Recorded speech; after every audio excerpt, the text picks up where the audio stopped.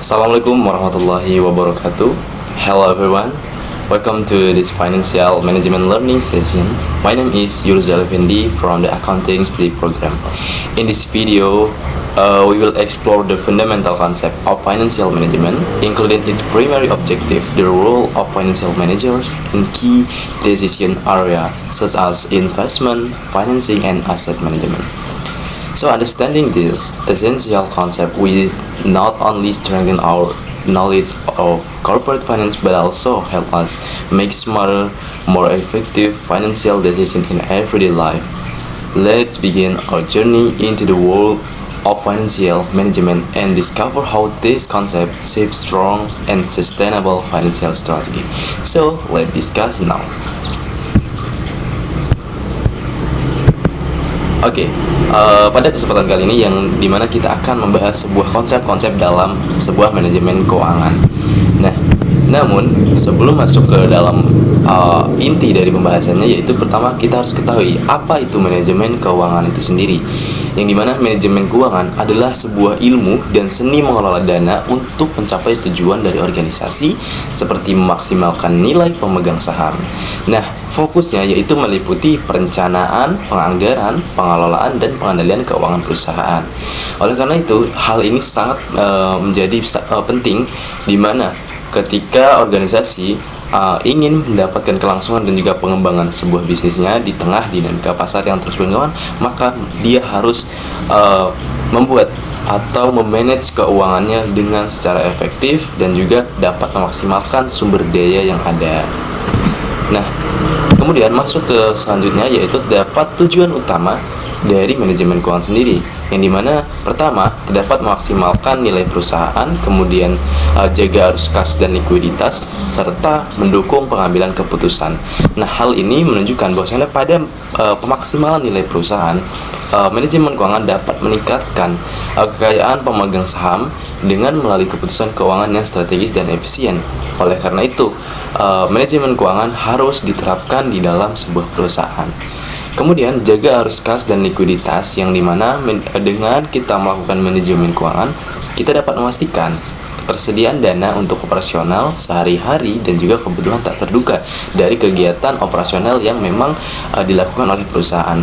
Kemudian pendukung dalam pengambilan keputusan yang dapat menyediakan informasi yang akurat dan juga sebagai keputusan investasi sampai dengan pendanaan yang tepat, di mana manajemen keuangan ini menjadi dasar dalam pengambilan keputusan terkait hal-hal yang memang pertama dari penambahan modal sampai dengan investasi ke aset maupun ke pasar modal.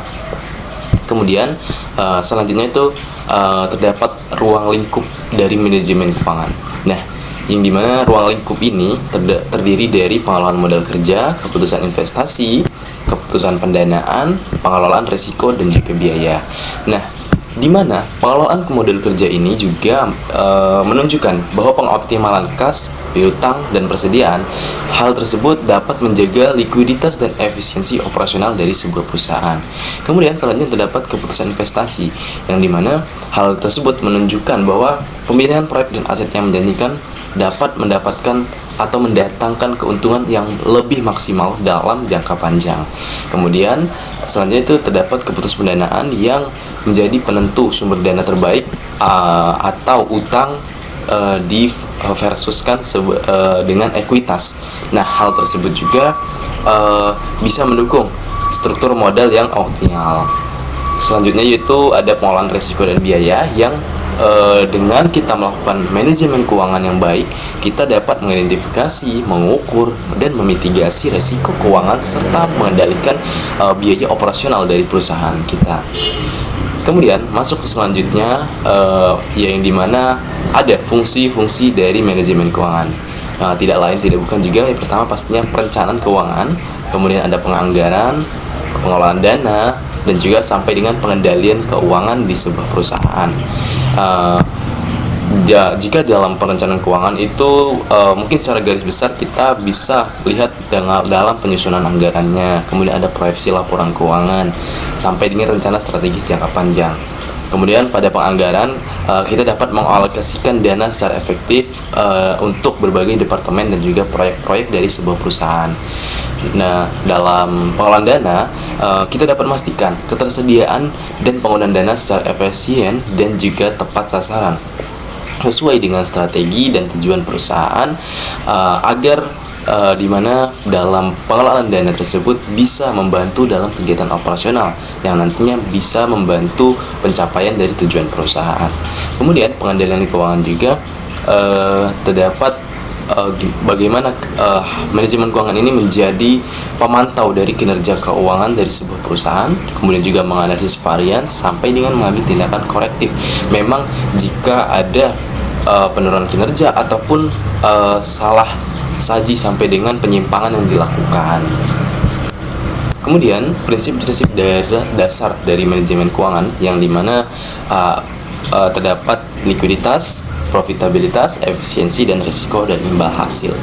Pada likuiditas yaitu kita dapat menjaga ketersediaan kas untuk memenuhi kewajiban jangka pendek, sedangkan profitabilitas yaitu dapat fokus pada pencapaian keuntungan yang berkelanjutan untuk perusahaan.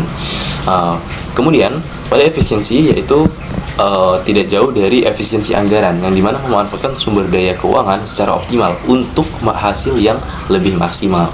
Kemudian resiko dan imbal hasilnya yaitu dapat menyeimbangkan tingkat resiko dengan potensi keuntungan yang kita harapkan. Kemudian manajemen keuangan taktis versus strategis.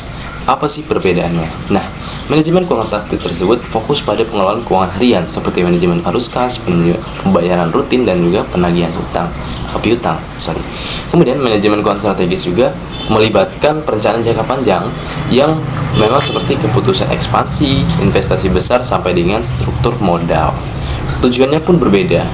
Dari manajemen keuangan taktis yaitu memiliki tujuan dalam memastikan operasional lancar dan efisien dalam jangka pendek, sedangkan strategis bertujuan untuk pertumbuhan dan peningkatan nilai perusahaan di masa depan.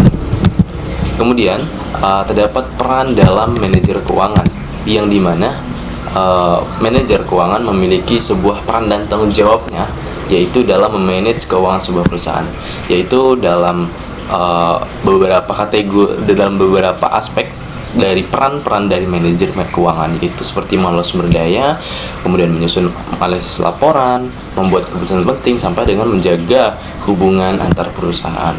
Nah, dalam pengelolaan sumber daya, manajer keuangan itu memiliki peran dalam mengatur perolehan sehingga penggunaan dana secara efektif.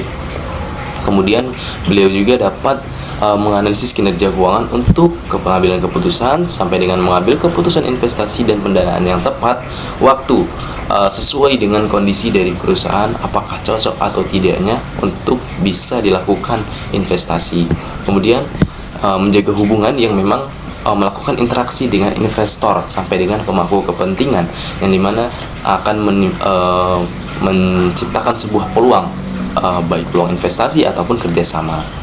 Kemudian selanjutnya yaitu ada aplikasi manajemen keuangan yang memang sering digunakan oleh beberapa perusahaan di Indonesia, yaitu ada studi kasus retail, kemudian penggunaan anggaran efektif, dan juga analisis laporan keuangan. Pengaplikasian manajemen keuangan ini yang dimana manajemen studi kasus retail itu sebuah perusahaan retail yang memang sukses mengelola model kerja untuk ekspansi toko baru, kemudian memastikan persediaan selalu tersedia dan arus kas positif, yang dimana tidak jauh dari pengelolaan anggaran yang memang di dalam perusahaan retail tersebut kegiatan operasional yang padat dari penjualan sampai dengan penyediaan stok barangnya. Hal tersebut membutuhkan manajemen keuangan yang memang harus efektif dan efisien dalam mengelola arus kas positifnya, terkait juga dengan kegiatan operasional perusahaannya.